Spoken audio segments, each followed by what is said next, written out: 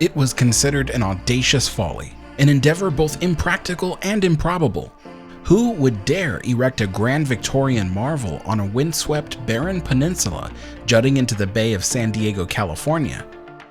Originally opened in 1888, Hotel Del Coronado stands as a testament to boldness, its vast elegance and old-world charm whispered about in the same breath as its ghostly tales. Affectionately known as the Del by countless guests, the iconic Hotel Del Coronado dates back to the pinnacle of America's Gilded Age. The concept for this grand resort hotel was envisioned by two prominent American businessmen, Hampton L. Story and Elisha Babcock Jr. Captivated by the natural beauty of Glorietta Bay, they aspired to create a resort that would become the talk of the Western world. To realize this dream, they acquired approximately 4,100 acres of land around the Coronado Peninsula and nearby North Island for $110,000, intending to develop a resort community to support the new hotel. Once the town of Coronado was established, Story and Babcock held a highly publicized land auction to attract residents. The auction drew an impressive crowd of around 6,000 people, resulting in the sale of 350 lots and generating about $100,000. By June 10, 1887, sales of Coronado lots had reached 1.5 million. As the town began to take shape, Story and Babcock commenced construction of the Hotel Del Coronado in 1886. The initial plans for the hotel were developed by Story, Babcock, and the architect brothers James, Merritt, and Watson Reed of the Reeds Brothers architectural firm. Upon arriving in Coronado, James Reed remarked, "The next day, such as one may be found only in Coronado in December, we all visited the beach. No finer location could have been found anywhere." Babcock and Story granted the Reed brothers complete creative freedom to design their hotel. Their blueprints envisioned a magnificent 5-story castle-like structure adorned with Queen Anne-style design elements. According to James Reed, the hotel's overall layout would be built around a court with a garden of tropical trees, shrubs, and flowers with pleasant paths. Balconies should look down on this court from every story. From the south end, the foyer should open to Glorietta Bay with verandas for rest and promenade. On the ocean corner, there should be a pavilion tower, and northward along the ocean, a colonnade, terraced in grass on the beach. The dining wing should project at an angle from the southeast corner of the court and be almost detached to give full value to the view of the ocean, bay, and city. For the most part, Hotel Del Coronado has maintained its original physical appearance. The stunning red cupolas and towers that adorn its rooftop continue to dominate the local skyline, just as they did during the Gilded Age. Groundbreaking for the project occurred in January, with construction beginning in March 1887. The workforce comprised many unskilled Chinese laborers who were trained on the job by master carpenters, plumbers, and other craftsmen from San Francisco and Oakland. Babcock eventually assembled a team of 2,000 laborers to work around the clock. I wanted to take a moment to say that this video was nearly completed when I found out that the labor force wasn't only made up of Chinese immigrants. Apparently, Elisha Babcock brought in African-American laborers from Henderson, Kentucky, and the laborers and their descendants lived on the Coronado Peninsula until the city destroyed their community in the 1950s and 60s because the land under their homes and apartment buildings was highly desired by the wealthier folks that were moving into Coronado. The hotel was constructed in phases, with the simpler north facade built first. This approach allowed the largely unskilled labor force to develop the skills necessary for more complex sections that followed. To address the lumber shortage, exclusive contracts were secured with the Dolbear and Carson Lumber Company of Eureka, California. This company supplied a variety of wood for the construction, including Douglas fir, California redwood, hemlock, and cedar. The building's design specifications often required specific types of lumber for particular rooms. For example, Illinois white oak was primarily used for the main lobby, while Oregon sugar pine was prominently featured in the crown room. Reed built planing mills, kilns, a metal shop, and ironworks on site. To expedite construction, the Reed brothers established many of their own manufacturing facilities, making the project remarkably self-sufficient. They developed an electric power plant, foundry, and brick kilns to minimize reliance on external suppliers. The worksite even had an artificial ice machine that produced 15 tons of ice daily. Bricks were fired in a kiln built nearby specifically for the project, and rock from quarries in Temecula Canyon was supplied by the San Diego Granite Company.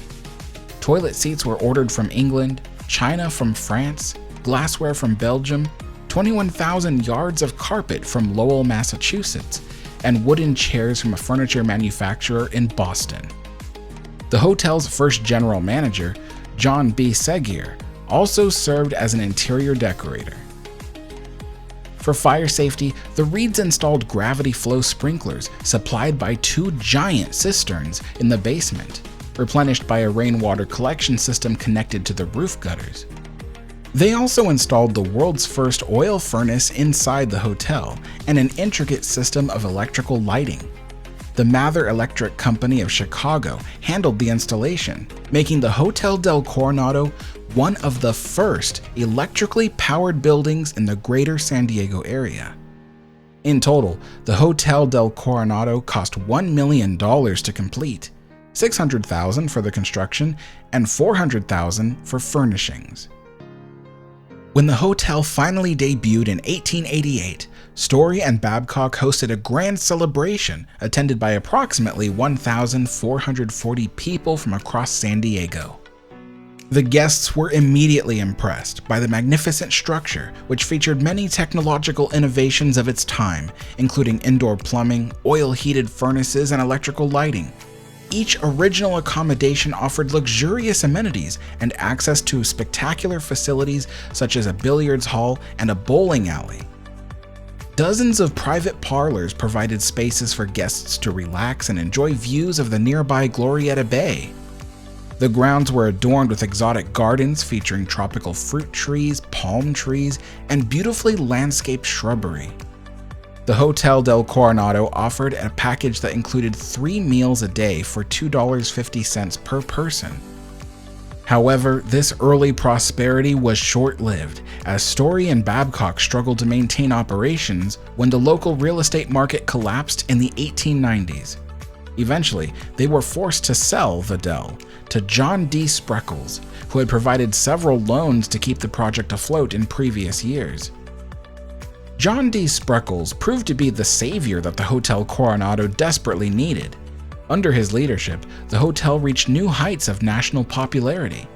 The Del became home to a unique destination known as Tent City, a campground with luxurious tents for those who could not afford the high rates of the hotel. These tents surpassed the quality of most guest rooms at other hotels, offering clean linens, fabulous decor, and electricity.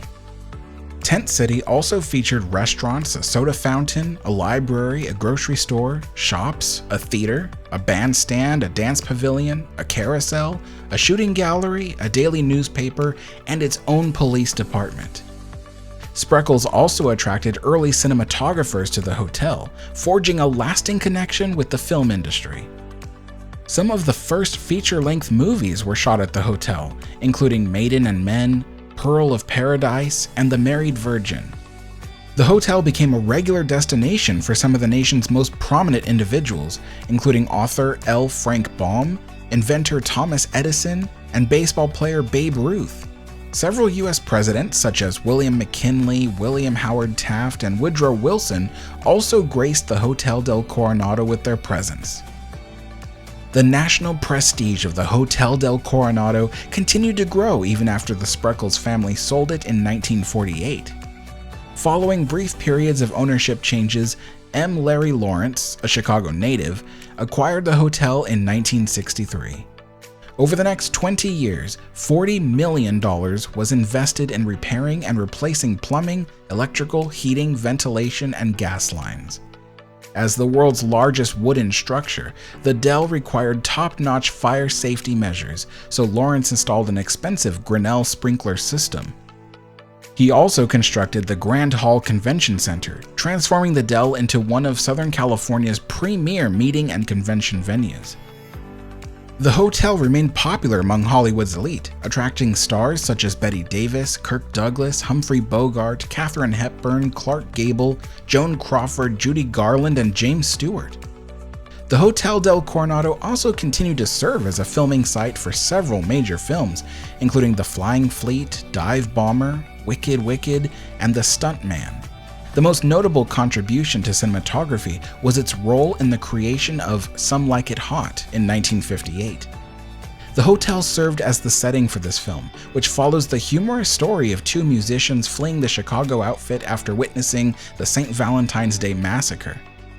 Today, Some Like It Hot is considered one of the greatest films of all time and is listed in the Library of Congress's National Film Registry.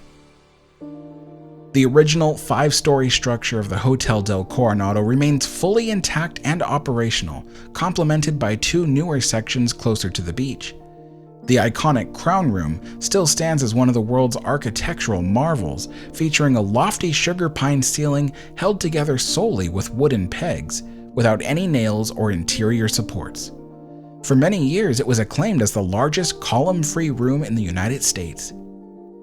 The hotel is nearly self-sufficient, boasting a range of back-of-the-house amenities including a butcher shop, pastry bakery, upholstery and furniture shops, electrical and plumbing facilities, machine shops, and an in-house laundry and dry cleaning facility. The Hotel Del Coronado is also renowned for its ghostly tales, with one of the most famous being that of Kate Morgan, a young woman in her mid-20s. She checked into the hotel alone under the alias Lottie A. Bernard from Detroit. 5 days later, on November 29th, Kate was discovered dead in an exterior staircase leading to the beach, with a gunshot wound to her head. While the San Diego County coroner ruled it as a self-inflicted gunshot, some skepticism persists regarding this conclusion. Today, Kate's spirit is believed to linger at the Del, often reportedly occupying and haunting her former guest room. However, her ghostly presence and playful pranks are said to be felt throughout the expansive resort and grounds. As described in the hotel published book Beautiful Stranger, The Ghost of Kate Morgan and the Hotel Del Coronado, Kate is regarded as a relatively benign ghost. Guests staying in Kate's room have reported experiences ranging from unexplained breezes to instances of the television turning on and off by itself. Beginning with initial designs in 2017, the Hotel Del Coronado embarked on an extensive $400 million renovation project that spanned 5 years. Another phase of work is currently underway to modernize the original hotel guest rooms. Today, the Hotel Del Coronado stands as one of the premier resort hotels in the country. It has garnered numerous accolades for its historical significance, including being designated as a National Historic Landmark in 1977 by the U.S. Department of the Interior. There are very few places quite like it, and it has inspired architecture across the United States, from the Parker's Lighthouse restaurant in Long Beach, California, to Disney's Grand Floridian Resort at Walt Disney World, Florida. The Del never loses its grandeur. It stands as a testament to the timeless artistry of late 19th century architecture. If you enjoyed this video, be sure to give it a thumbs up and subscribe to the channel for more content just like this. Thanks for watching.